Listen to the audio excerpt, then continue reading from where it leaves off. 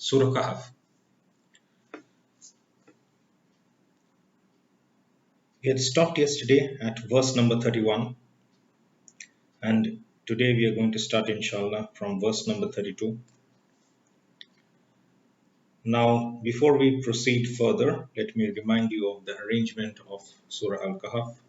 So, it is alternating message and story. So, we have already covered message 1, story 1, message 2. So, now we begin with story number 2, the story of the two men, Rajulaini.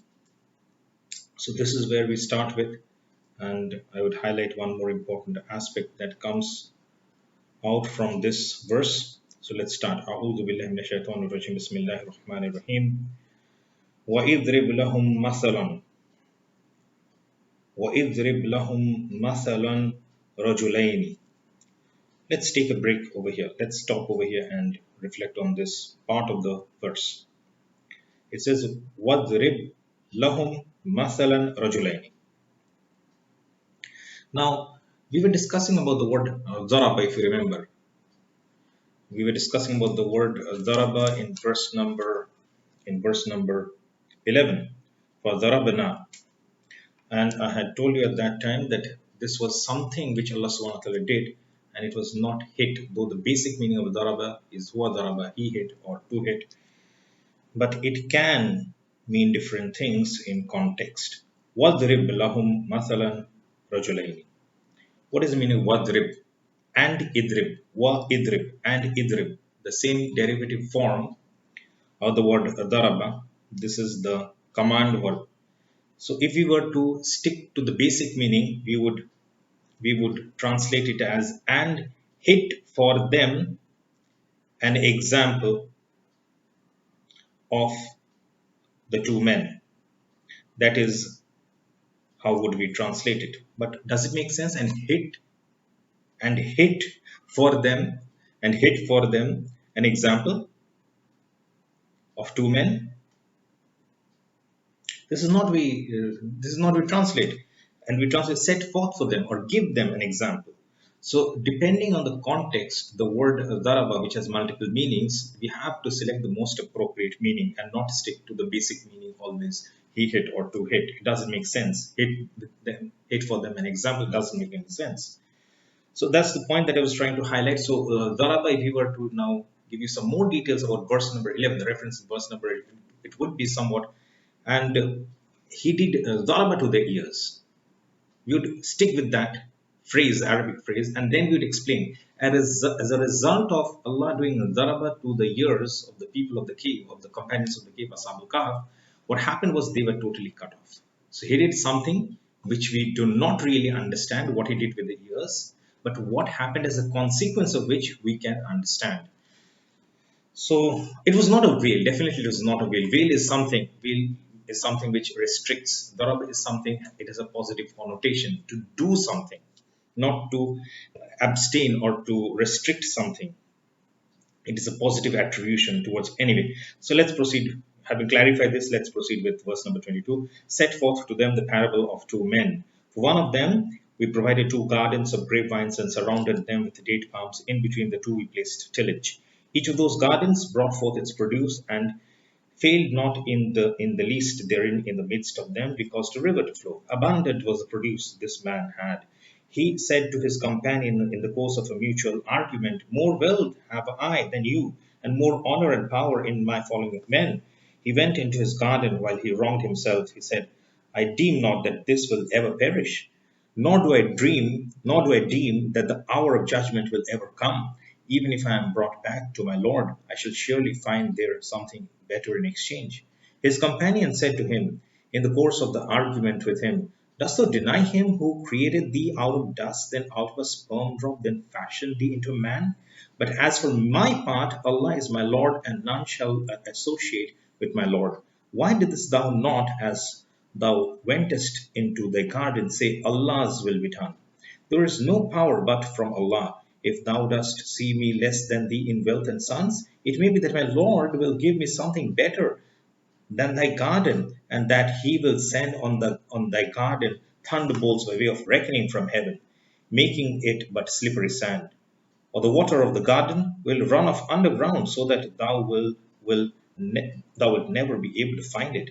So his fruits were encompassed with ruin, and he remained twisting and turning his hands over what he had spent on on his property, which had now tumbled to pieces to its very foundations, and he could only say, "Woe is me! Would I had never ascribed partners to my Lord and Cherisher."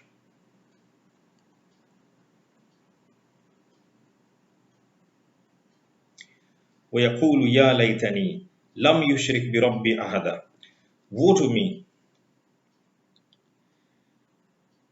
Would I had never ascribed partners to my Lord and Cherisher. Now, the question that we need to pause over here and ask is, what is the shirk that he committed? There is no evidence from the story, and we need not extrapolate from the story for any additional information. The story that has been narrated to us should suffice to provide all answers to all our queries. Where is the shirk? That is our question. So we find no evidence from the story that he worshipped other gods than Allah. In fact, he argued with the man, the humble man, the man who was actually correct in his arguments, that it is Allah who has given me these blessings.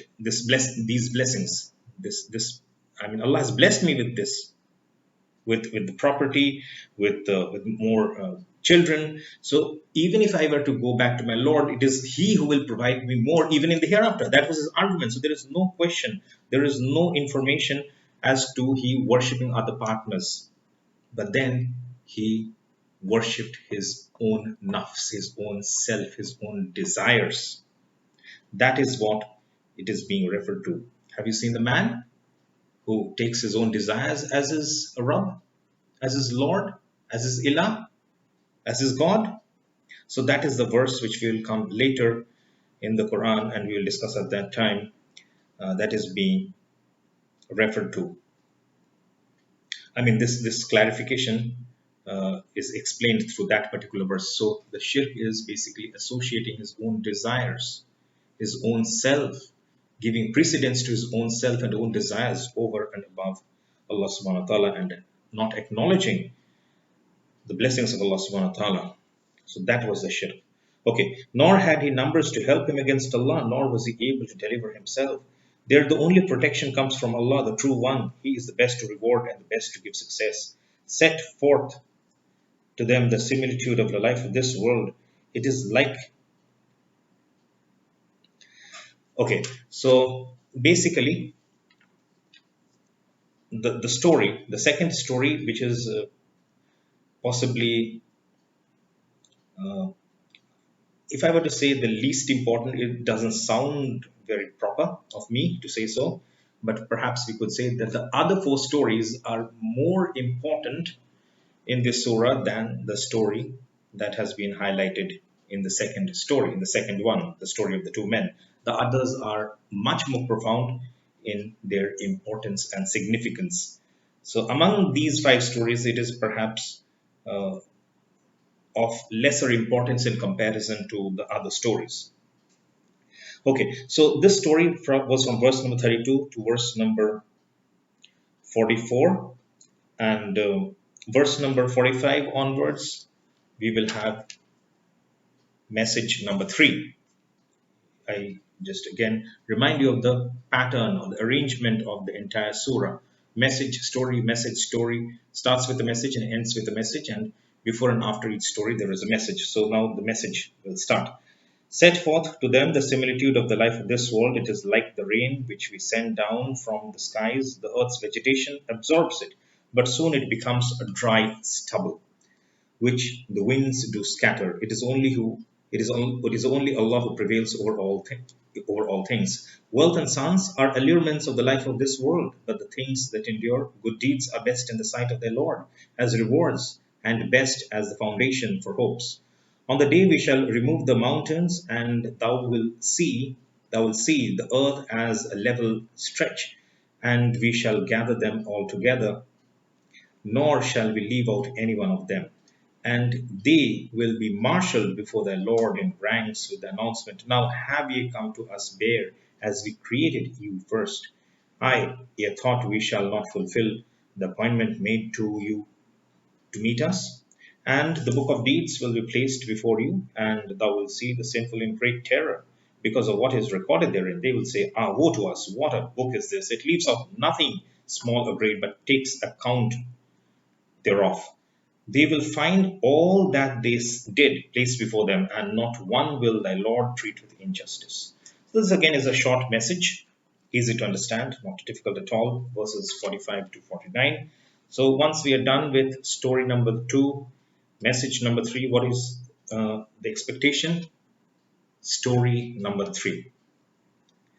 And story number 3 is just restricted to just one verse in the entire chapter, and how profound this verse is. This story, the story of creation of Adam alayhi salam, and Iblis, lanatul alayh, this story has been repeated 7 times, and in each of the other narrations, a considerable portion, a considerable number of verses are dedicated towards the story. But when it comes to Surah Al-Kahf, it describes the story in one verse. Okay, one more point that we need to mention at this point is why the story had to be repeated 7 times. Why not the entire story be given at once? You see, when you read the story for the first time in Surah Al-Baqarah, and then you get a part of the narration, and when you read in Surah Al-Araf, when the second time you read the story, Surah Araf, you get certain additional information. So with each repetition, you're getting more and more information. But when it comes to Surah Al-Kahf, though it is just one verse, so let us just read this verse and then we'll come back to the discussion and you will be able to appreciate this more. And I'll ask you questions also, so let me see if you can able to come up with your own conclusions. Behold, we said to the angels, prostrate to Adam alayhi salam, prostrate to Adam. They prostrated except Iblis. He was one of the jinns, and he broke the command of his Lord. Will you then take him and his progeny as protectors rather than me? And they are enemies to you. Evil would be the exchange for the wrongdoers. So, what is so profound in this verse? What is so profound in this verse, right? Think for yourself. Pause if you would like to think more deeply. Try to figure out an answer, but we'll have to just proceed with it. See, if you came up with the answer that this portion is only mentioned in this story, in this version of the story, in this narration in Surah Al-Kahf and not in other narrations, you would be correct that this additional information, he was one of the jinns. He was one of the jinns. Iblis was a jinn. He was one of the jinns. You are partially correct because indeed this part of the story is not mentioned in the rest of the other 6 narrations. But this serves only as an additional piece of information. What more is this than an information? Iblis is not a jinn.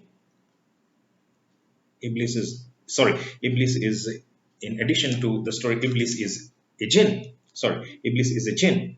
Okay, so if you take it as just an additional piece of information, then your benefit is only limited to that additional piece of information. But the purpose, because Surah Kahf in itself, in its totality, is so profound, it doesn't give you information, it gives you much more than that. It is much more in its profoundness than just supplying you with one more piece of information. That's not the job of Surah Al-Kahf. See, when the Quran states, let me just break it down and in short, because the details we'll discuss in our detailed series on Surah Al-Kahf, inshallah. See, basically, the first thing is he was not a jinn. With this information, you can also say that he was not. This basically refutes the concept of a fallen angel, which the Christians have, that he was an angel and he became a fallen angel. Lucifer is the fallen angel. No, the Quran negates that wrong concept. He was not a fallen angel.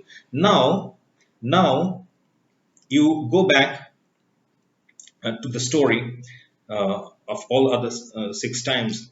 Now, you go back to the story as a whole, and in all the six other, I mean, in the rest of the narrations, the 6 times it occurs. Otherwise, it is mentioned Allah addressed the angels prostrate to Adam alayhi salam, and all of them prostrated except Iblis. It would seem, without any other piece of information, that Iblis is an angel.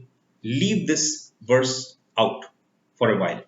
Think of the other six narrations only. Without this additional piece of information, there is no way for you to come to a conclusion that Iblis is a jinn, because that information is not supplied.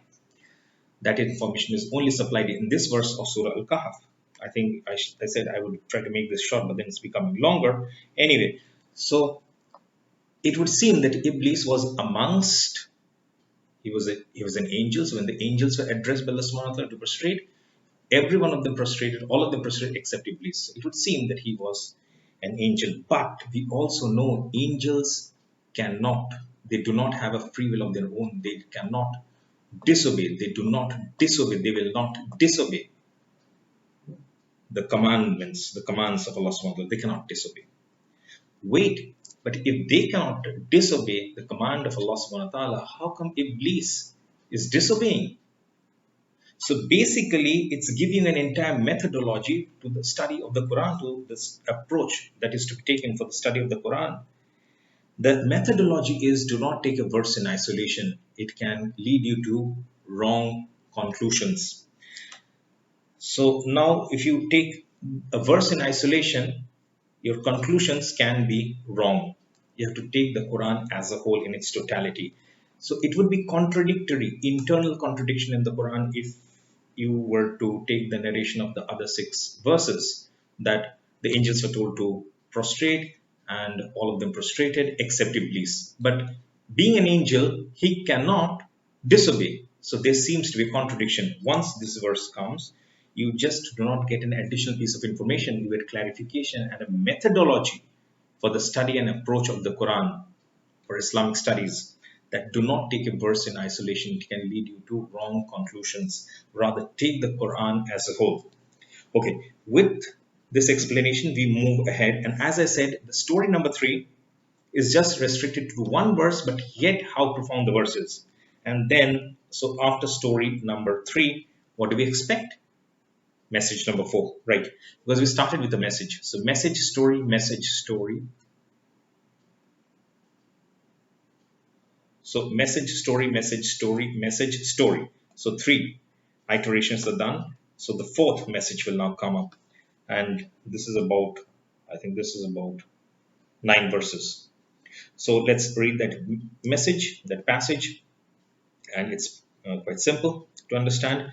Starts with verse number 51 and ends with verse number 59. So verse number 51, I call them not to witness the creation of the heavens and the earth. I call them not to witness the creation of As-Samawat and Al-Ard, not even their own creation, nor is it for me to take as helpers such as lead men astray. On the day he will say, call on those whom ye thought to be my partners, and they will call on them, but they will not listen to them. And we shall make for them a place of common perdition. And the sinful shall see the fire and apprehend that they have to fall therein. No means will they find to turn away therefrom. We have explained in detail in this Quran for the benefit of mankind every kind of similitude, but man is in most things contentious. And what is there to keep back men from believing now that guidance has come to them? Nor from praying for forgiveness from their Lord, but that they wait for the ways of the ancients to overtake them, or the wrath be brought to them face to face. We only send the messengers to give glad tidings and to give warnings, but the unbelievers dispute with vain argument in order therewith to weaken the truth, and they treat my signs and warnings as a jest. And who doth more wrong than one who is reminded of the signs of his Lord, but turns away from them, forgetting the deeds which his hands have sent forth? Verily, we have set veils over the hearts, so that they understand this not, and over the ears deafness. If thou callest them to guidance, even then will they never accept guidance. But your Lord is most forgiving, full of mercy.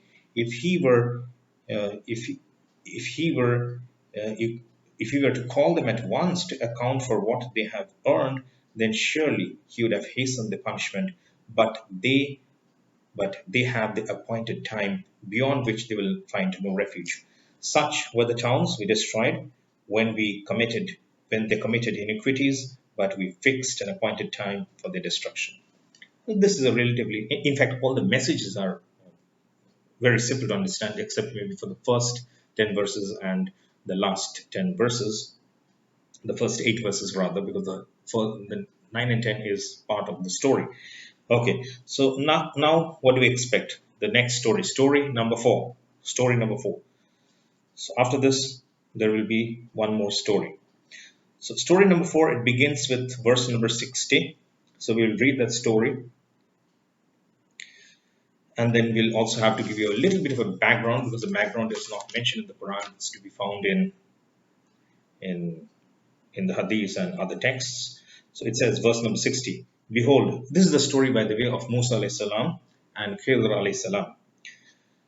And obviously, Musa alayhi salam was accompanied by a young boy, a young disciple, you could say so, who was Joshua or Yusha bin Nun, who would later become a prophet after Musa alayhi salam. He would become the prophet of Bani Israel, of the Jews. Okay, so verse number 60, the story of Musa alayhi salam and Khidr alayhi salam, the teacher of Musa alayhi salam. Khidr alayhi salam is the teacher of Musa alayhi salam. Begins with verse number 60. Behold, Moses said to his attendant, وَإِذْ قَالَ مُوسَى لِفَتَهُ. So, behold, Moses said to his attendant, I will not give up until I reach the junction of the two seas, or until I spend years and years in trouble. But when they reached the junction, they forgot about their fish. Okay, so I need to just give you a bit of a background to the story. Why Musa alayhi salam embarked on this journey with his disciple, with his companion. Okay, so the story goes like this. Musa alayhi salam, he was a prophet, a messenger of Allah subhanahu wa ta'ala. He was the prophet of the Bani Israel, the Jews, the Yahud. And one day he gave a khutbah, and it was a wonderful khutbah, so much so that tears rolled down the cheeks of those who attended the khutbah, the prayer. And so one man from amongst the Bani Israel, he stood up and he asked, you must be the most knowledgeable man in the whole world. Is there anyone more knowledgeable than you? So his reply was, yes, indeed, I am the most knowledgeable man in the face of the earth, and there is no one more knowledgeable than me. This is what he replied. What he should have replied is a verse from Surah Yusuf, if you remember, that beyond all knowledge is he who is the most knowledgeable. But it was a momentary lapse, and on the face of it, it would seem to be what he said seemed to be correct, for he indeed was the prophet and messenger of Allah at that time. So by virtue of being a prophet and messenger of Allah subhanahu wa ta'ala, he was the most knowledgeable, or at least he was supposed to be the most knowledgeable person on the face of the earth. But then this reply, again, it's not something we should point fingers at Musa alayhi salam. It's something which Allah made it to happen so that it can serve as a reminder. Thousands of years ago, an incident happened, and that is a part of the Quran, and not just a part of the Quran, part of Surah Kahf, which is relevant for us in Akhirul Zaman. So what happened at the time of Musa alayhi salam, some 3,500 years back from today's time, is relevant to us. How profound, isn't it? So it was a momentary lapse which Allah SWT made it to happen, so that can serve as a reminder and a lesson for all of us. And so Allah SWT said to Musa alayhi salam, Ya Musa, O Moses, peace be upon him, Ya Musa alayhi salam, O Moses, peace be upon him, go and meet such a slave of mine, for he is more knowledgeable than you. And the name of the person he was instructed to meet with is not mentioned in the Quran. It is to be found in the Hadith, and his name is Khidr alayhi salam. In fact, Khidr is also not the name, it was the title. You could call him Mr. Green. Khidr means green, if you wanted to. Okay, so it was Khizr alayhi salam. So now, because of that instruction, so now Musa told his his disciple, his companion, a young boy at that time, about 13 years of age, Yusha bin Nun, to accompany him, and he was Joshua, and he later became a prophet after the death of Musa alayhi salam. Okay, so this is now being described in the Quran. Behold, Moses said to his attendant, I will not give up until I reach the junction of the two seas, or until I spend years and years in travel. But when they reached the junction, they forgot about the fish, which took its course through the sea straight as in a tunnel. Now, as a sign, where can you find that person? So, I mean, this story is so profound. I think if you try to shorten it too much, it will not do justice to the story. And this is one of the stories which is the core of Islamic spirituality, spirit from the Quran, not some miracles which are attributed in the name of Islamic spirituality, or the nonsense that is uh, preached under the name of Islamic spirituality, but the core Islamic spirituality from the Quran. But when they reach the junction, so the sign would be that you would find him in such a place where a dead fish which they were carrying would become alive. So that was the sign. But when they reached the junction, they forgot about the fish, and which took its course through the sea, straight as in a tunnel. Now you could read the descriptions in the lots and lots of hadith texts. We will not go into the details about how the fish escaped and things like that. These are details. I wouldn't say unnecessary details, but these are details, and we leave those aside for the issue of brevity. When they had paused on some distance, Moses said to his attendant, bring us our early meal. Truly, we have suffered much fatigue at this stage of our journey.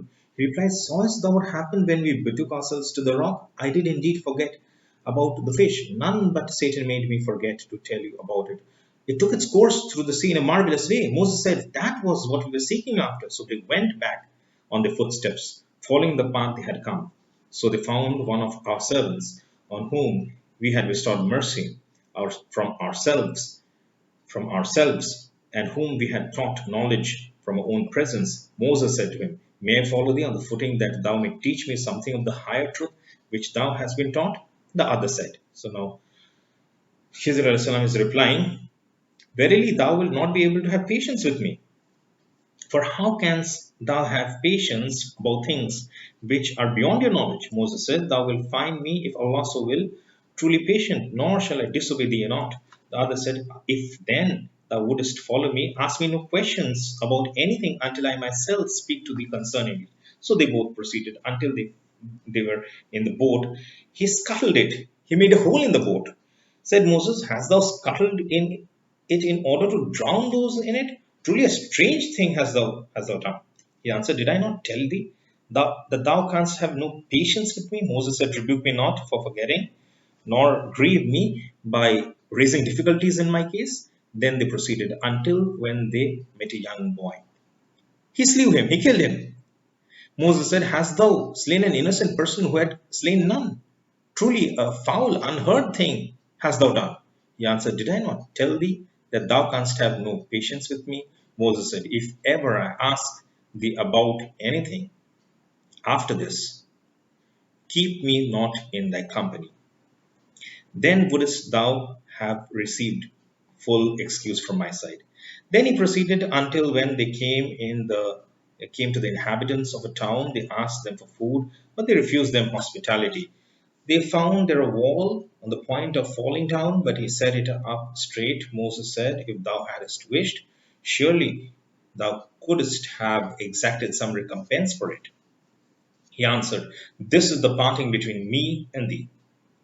Now will I tell thee the interpretation of those things of which thou wast unable to hold patience. The word used is ta'wil, interpretation. So the word ta'wil is mentioned in the Quran, and not for nothing the word has been included.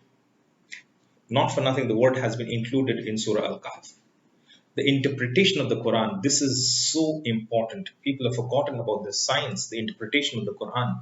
It's not some fancy thinking that you do, some wishful thinking that you do. It's profound knowledge that you gather, and Allah blesses you with special know that you are able to interpret the difficult passages of the Quran. Okay, so the Tawil, I mean, first we have what we refer to the Quran, the translation, or the basic understanding of the Quran. If you know Arabic, then you would not refer to the translation, but the basic understanding of the Quran. Then you would consider what is the deep understanding of the Quran, the commentary, the exegesis, etc., the tafsir, etc. And the highest level is the Tawil, the interpretation of the Quran. So the interpretation is important. A superficial reading of the Quran is not sufficient, and we do not even have the time for a superficial reading.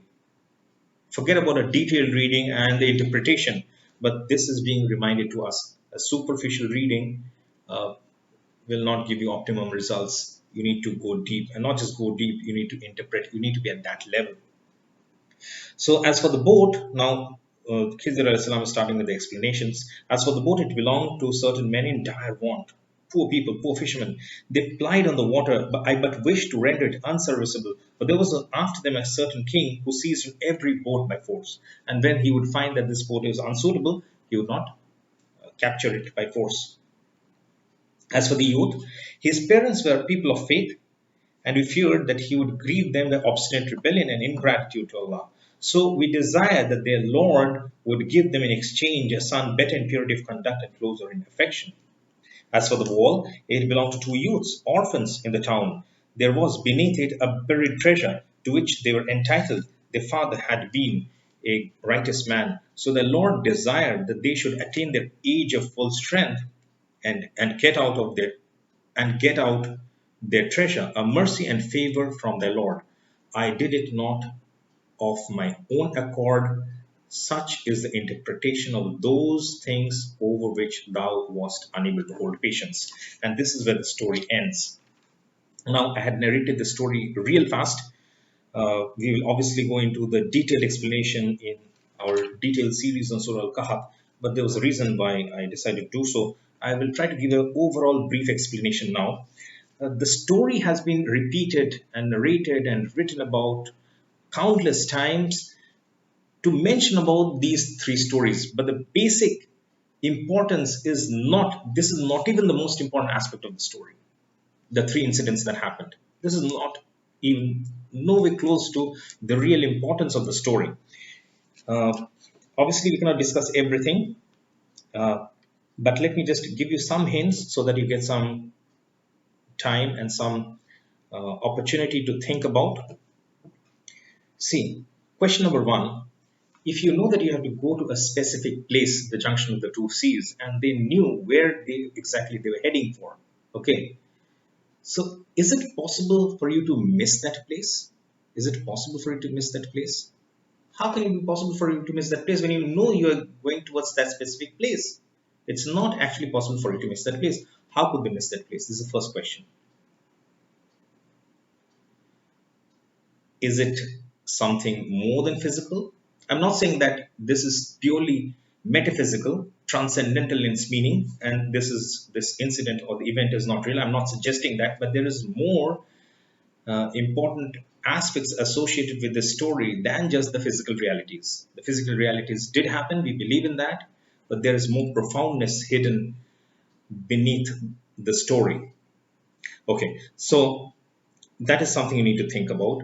The next thing that you need to think about is okay. I mean, that's enough for now. Otherwise, it will become unnecessarily wrong. Sorry, long. About the three stories, the explanation, the Tawil aspect. See, superficially, if you look, you may think that this is the best world to live in, this is the best age to live in.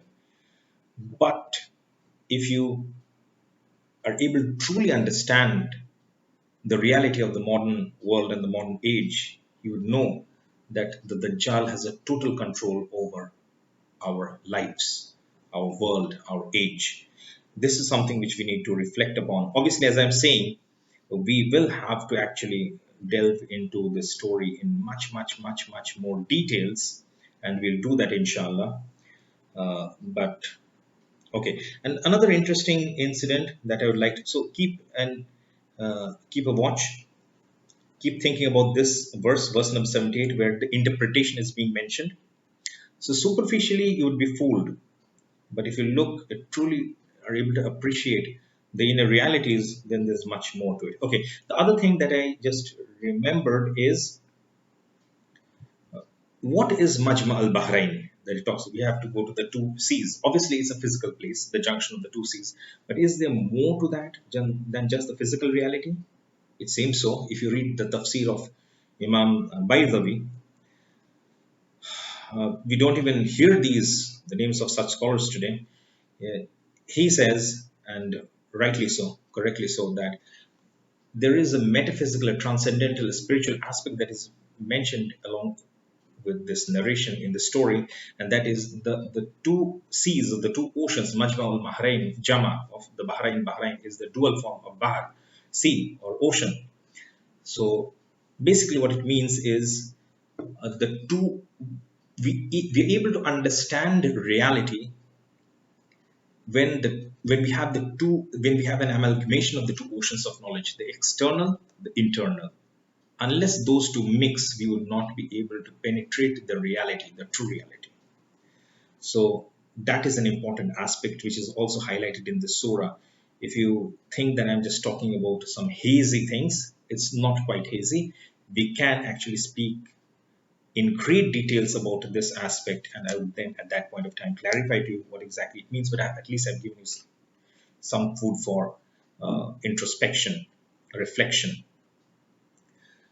about the two C's, the profoundness of it, the Tawil aspect, and the story. It starts with verse number 60 and it ends with verse number 82. And the next story starts with verse number 83. So, is there a deviation from the path? Where is the message in between the two stories? That's what I told you, that there, with I mean, between two stories, between every story, there is a message before and after. So, message and story is I mean, it's arranged in that way alternately. Starts and ends with a message, obviously, because that's how it would be arranged. But the where is the message? So actually, the message is described in very short terms. Verse number 82 has to be divided into two parts. The first part of the verse would be the conclusion to the story of the story of Musa alayhi salam and Khidr alayhi salam.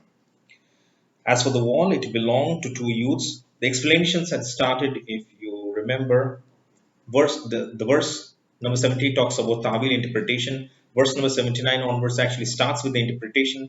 Verse number 79 gives the interpretation about the boat, making a hole in the boat. Verse number 80 and 81, two verses, they describe about the killing of the boy. And verse number 82, it has to be divided in two parts. The first part gives the third explanation about the wall. And about the wall, which Musa al-Islam made up, and about the orphans, I just remembered one more point and leave it with that thought, that there was a buried treasure. If you remember, there was a buried treasure beneath the wall. Do you think it's paper money? Does paper money remain buried for that long period of time? You could try that experiment, and if you're confident that it will survive, try go ahead with that. But you will not go ahead with that experiment because you know it will get spoiled. What money is it talking about? It's talking about the money that Allah subhanahu wa ta'ala wants us to use, gold and silver, dinar and dirham. So Warwick is also mentioned in the story of Ashabul Kahf. Dinar and dirham also indirectly mentioned in this verse. In this verse,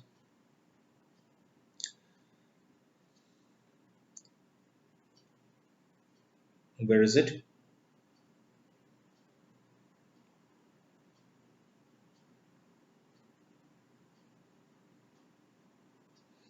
I think this is mentioned in verse number 82, the first part of verse number 82, the buried treasure. Okay, so let us divide the verse number 82 into two parts. As for the wall, it belonged to two youths, orphans in the town. There was beneath it a buried treasure, a treasure of coins, gold and silver, dinar and dirham, to which they were entitled. Their father had been a righteous man, so the Lord desired that they should attain their age of full strength and get out their treasure a mercy and favor from thy Lord. I did it not of my own accord, and this therein ends the first part of verse number 82. I did it not of my own accord. Then the message is actually both. It's the next part of the verse number 82 before we move on to the next story, verse number 83, and the story of Zulkarnain alayhi salam. The last part of verse number 82, such is the interpretation of those things over which thou wast unable to hold patience. It's it's coming from the mouth of Khizr alayhi salam. It's an advice to Musa alayhi salam, but it also serves as a very important message meant for all of us. Such such is the interpretation of those things over which thou wast unable to hold patience. That's the message. So where is the message? That's the message. ذَلِكَ تَعْوِيلُ. That is the interpretation. So that is the interpretation of those things over which thou wast unable to hold patience. What does it say? What is the message for us? The message for us that be you should uh, have that much knowledge so as to be able to interpret the Quran and derive benefit from it. Only then will you be able to protect yourself from the fitna of the Dajjal. Only when will you be able to do justice to the surah Al-Kahf, and use it for your benefit, and make it as a means to seek protection from it, from the through it, protection through the surah from the fitna of the Dajjal in Akhir Zaman. So that is it. That is the interpretation of those things over which thou wast unable to hold patience. So for everything which is difficult, interpretation is required. So this is the message. And verse number 83, this is the last story, story number 5. Again, very profound. So we will actually go through the story today itself. They asked thee concerning Dhul-Qarnayn. So وَيَسْأَلُونَكَ عَنْ ذِي الْقَرْنَيْنِ قُلْ سَأَتْلُو عَلَيْكُمْ مِنْهُ ذِكْرًا. وَيَسْأَلُونَكَ عَنْ ذِي الْقَرْنَيْنِ قُلْ سَأَتْلُو عَلَيْكُمْ مِنْهُ ذِكْرًا. And they ask you about Dhul-Qarnayn. Say, I will narrate to you all about him, dhikra, his story, a narration about him, his dhikr, his narration, his story. So this is what it says. So why does it start like this? If you remember, the Jews sent the mushriks of Makkah back with 3 questions. The first question, 2 of the questions are answered in this surah, Surah Al-Kahf, and the third question is answered in Surah Isra, again establishing another linkage between these 2 surahs which form a pair, Surah Isra and Surah Kahf. One more point of the linkage between the 2 surahs.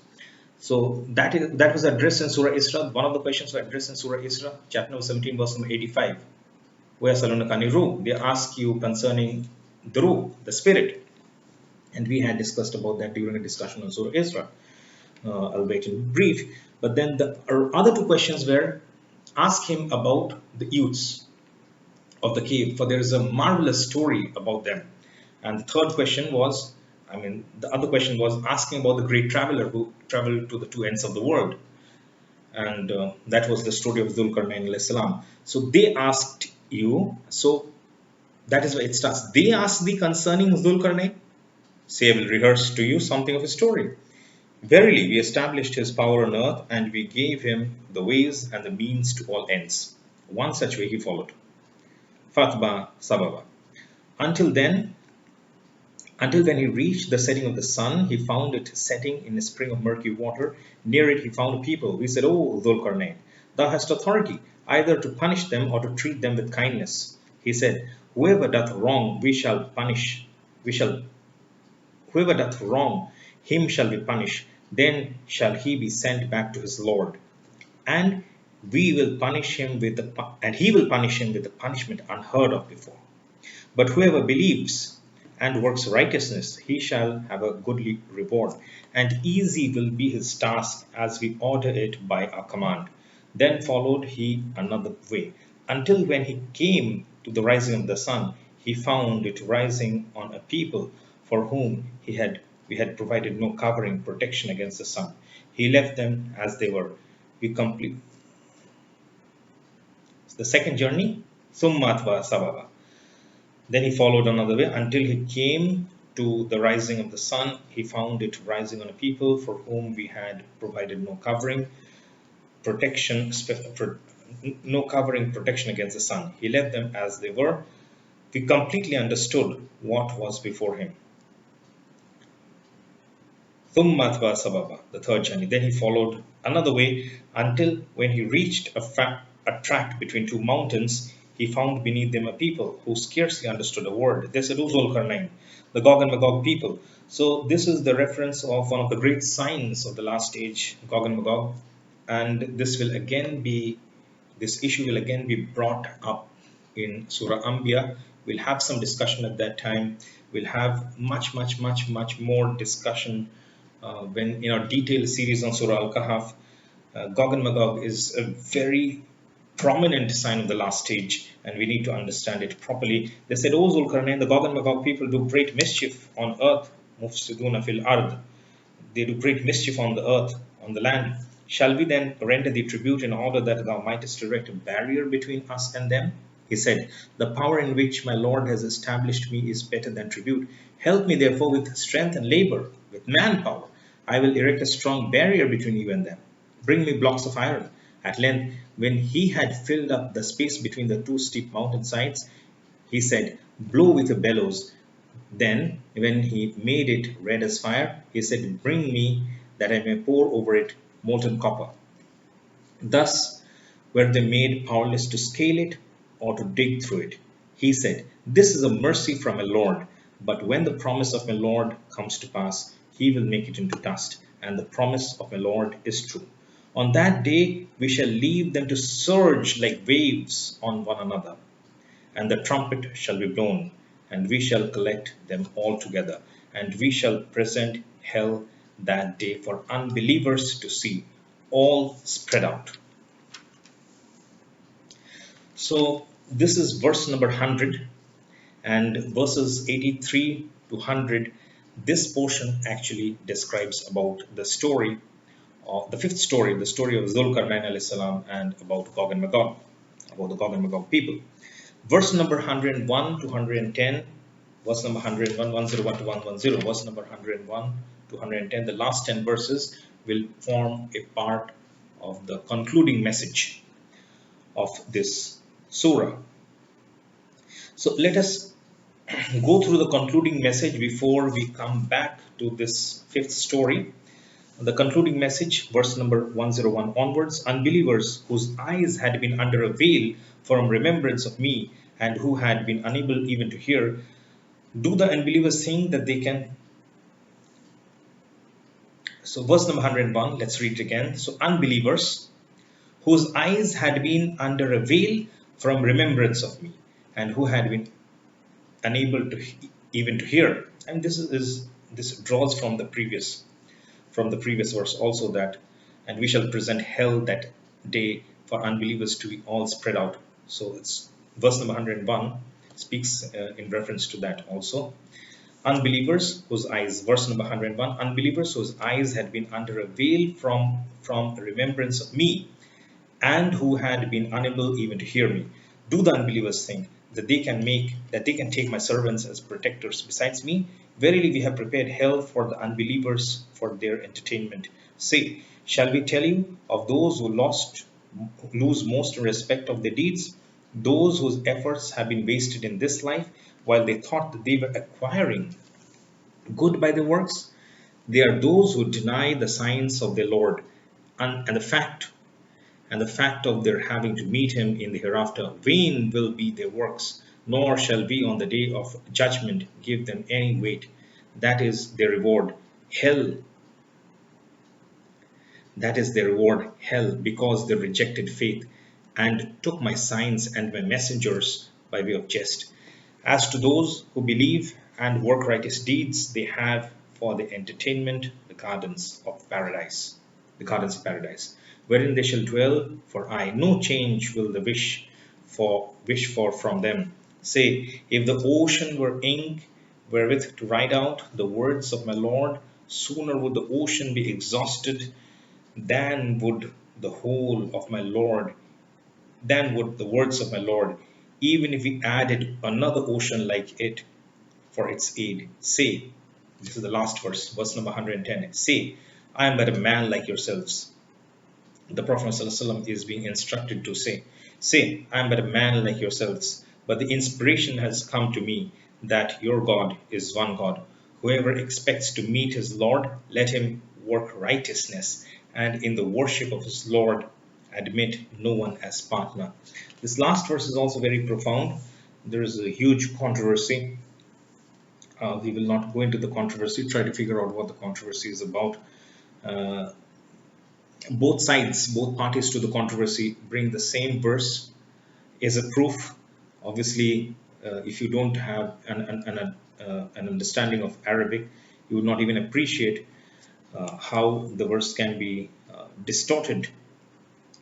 A slight distortion in the Arabic, in the arrangement of the Arabic, can lead to a totally changed meaning, in fact, the opposite meaning. So try to investigate on that. It's not a purpose to go into controversies in this. It's not a controversy, it's actually pretty simple, but we'll not raise this issue at this point of time. Maybe in our detailed series we can devote more time. But this is the last 10 verses, which are very profound, uh, simple yet profound. And let us go back to that story, the last story, the story number 5. I'll leave you with a few questions for this also. This is verse number 83 to 100. The story proper actually actually uh, ends with verse number 98 itself, where Dhul-Qarnain alayhi salam, he said, this is a mercy from my Lord. These are his words. So the story is actually continuing from 83 to 98. He said, this Dhul-Qarnain alayhi salam said, he said, refers to Dhul-Qarnain alayhi salam. He said, this is a mercy from my Lord, the barrier that the wall that he built, the wall of Dhul-Qarnain alayhi salam, to prevent the Gog and Magog people from coming to this side of the land or of the earth. He said, this is a mercy from my Lord, but when the promise of my Lord comes to pass, he will make it into dust, the Kahf. And the promise of my Lord is true. So one day that wall will be no more. So the question, it's controversial. It's not controversial. It's pretty easy to establish from the Quran itself. And if you take the hadith, then it becomes even more clear that the question is, where is the wall of Dhul-Qarnain alayhi salam? Why is this profound? Because one day the wall will be no more. Remember the time frame of Dhul-Qarnain alayhi salam. He is of the same era, of the same age. He lived in the same age as Ibrahim alayhi salam. It is also said that the two of them met in Makkah and they also did Tawaf together. It is said that mentioned in Ibn Kathir, I guess in Al-Bidayah wa Nihaya. Okay, so he said, this is a mercy from my Lord, but when the promise of my Lord comes to pass, he will make it dust, and the promise of my Lord is true. This is his statement. So he's speaking, when he was alive, he was speaking to everyone in front of him that, okay, I have made this wall, but one day it will be no more. And what will happen when it will be no more? The Gog and Magog people, they will be released once again, and they will again create or commit the fasad. Remember, mufsiduna fil ard, that is what the term that was used to describe them, verse number 94. So this is verse number 98. So the question is, where is the wall of Dhul-Qarnain alayhi salam? Now, to answer the question, okay, it is mentioned by Allah subhanahu wa ta'ala that Dhul-Qarnain alayhi salam built a wall and we believe in it. This is the most foolish way to respond to that question. Even we say that we agree to that statement. It is mentioned in the Quran and we agree, we accept that Dhul-Qarnain alayhi salam did build the wall, but we don't know where. A more correct answer is to think critically over when is he talking. He is talking in his time, at the time of Ibrahim al-Islam. So what is a future point of time from his time of reference, from his point of reference? Any time after him is future. So one day in the future the world will be no more, so it could have been any time after him. It could have been even before the Prophet ﷺ. It could have been any time after the Prophet ﷺ. It is also possible that it will occur in the future from today. But all the three possibilities exist. This is the first point that you agree before proceeding with your critical thinking.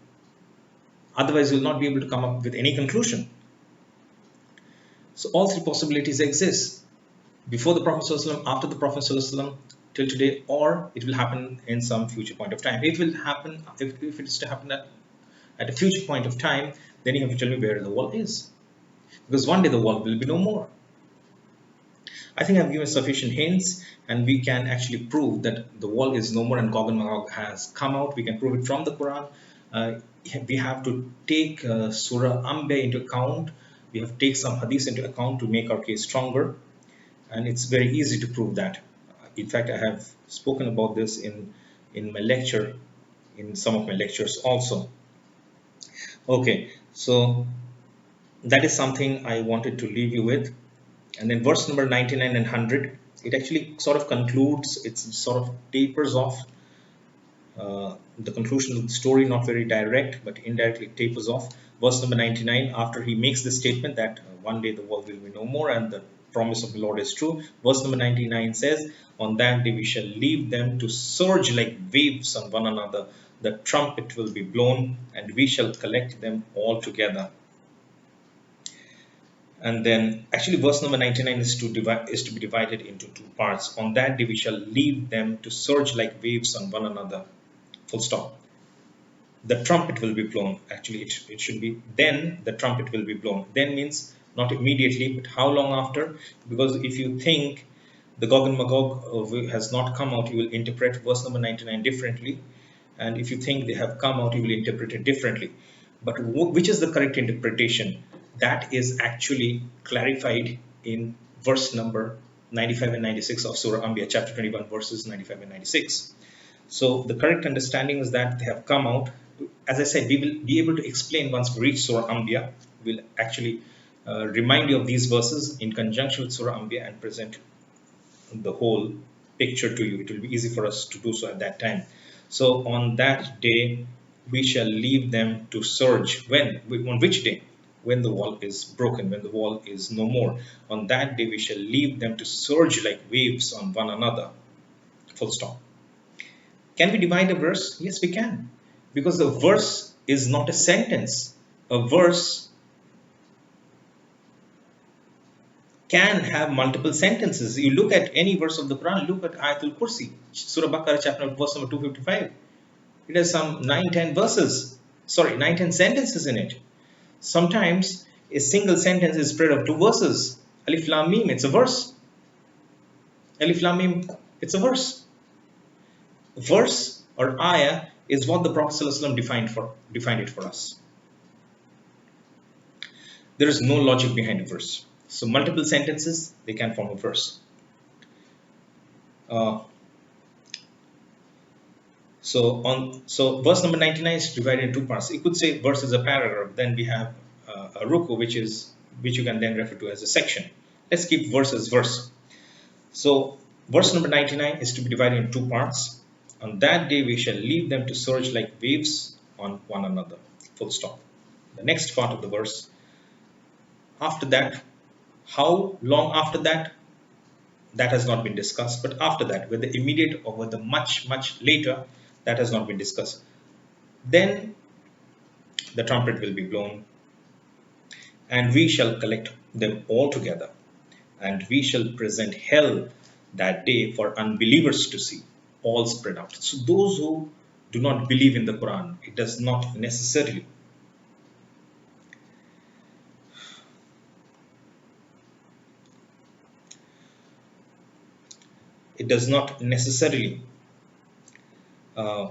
have to refer to those people who identify themselves as non-Muslims, but it can also very well refer to people who refer to themselves as Muslims but who actually deny or reject or do not believe in verses of the Quran or even a single verse of the Quran. To say that the Gog and Magog have not come out would in fact be a denial, a rejection, a non-belief of a verse of the Quran. We will discuss that when we come to Surah Anbiya, inshallah. Okay, so that is what verse number 100 concludes the story. And we shall present hell that day for unbelievers to see, all spread out. It gives you a warning, a very profound warning, a very severe warning uh, to those who reject the signs about Gog and Magog. Otherwise, you will be disillusioned. And all the fasad, all the fitna and the fasad that you see around the world today is because of the Gog and Magog.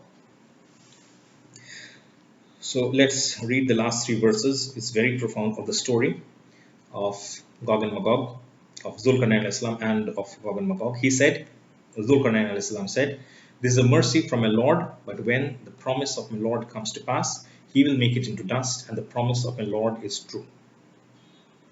That means the wall will be no more. The direct story comes to an end with verse number 98. Verse number 99 also and verse number 100 also continues with the story, but indirectly. Verse number 99 is to be divided into two parts. On that day, the first part, on that day we shall leave them to surge like waves on one another. Full stop.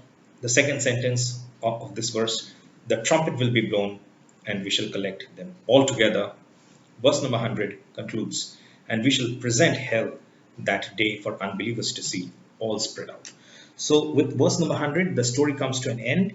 And with verse number 101 to verse number 110, the last 10 verses, this is, so to say, the concluding message of Surah Al-Kahf. And verse number 101 starts with, unbelievers whose eyes had been under a veil from remembrance of me and who had been unable even to hear. It's describing what there. First, it just verse 100 concludes the story, which says that the unbelievers will be presented hell for them to see, all spread out in front of them. It has been presented before their eyes. That is where the story ends in verse 101. Unbelievers whose eyes had been under a veil of from remembrance of me and who had been unable even to hear. Two of the most important faculties are being described, that the unbelievers, the rejectors, the deniers, those who would not believe in the message of Allah subhanahu wa ta'ala, it refers to them. Those who do not believe, it refers to them. So this is what is mentioned, and this is, I think, what we could do in our limited time. A very, very short discussion on Surah Al-Kahf. For each of the surahs, we've been saying again and again that this series is intended to be the purpose of the series. You should go back and see the first few lectures from last year's towards the introduction. Before we started with Surah Fatiha, I had given you the purpose of the series.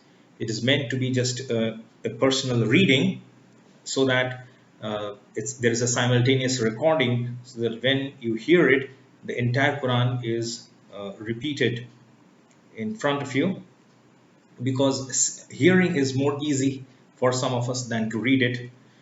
So that was the initial purpose, and then it's interspersed with very brief, very short, very brief and rapid explanation as and when some of the passages become more difficult. It was never intended to be a detailed explanation. Detailed explanation we will pick up in the separate series, inshallah.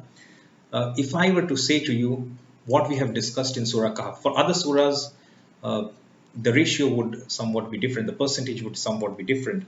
Though I have said that this is a short discussion, this is a brief discussion, this is a rapid discussion. But for this surah, how brief has this discussion been?